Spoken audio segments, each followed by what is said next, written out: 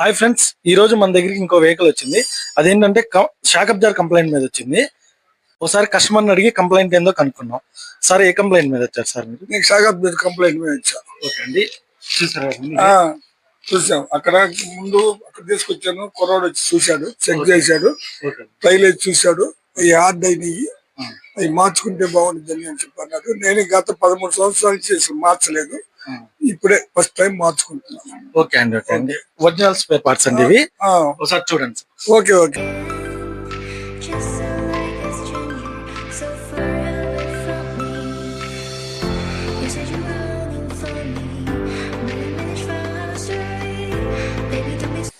చూసారు కదండి, shock అబ్జార్ work 10 minutes లో కంప్లీట్ చేసాము.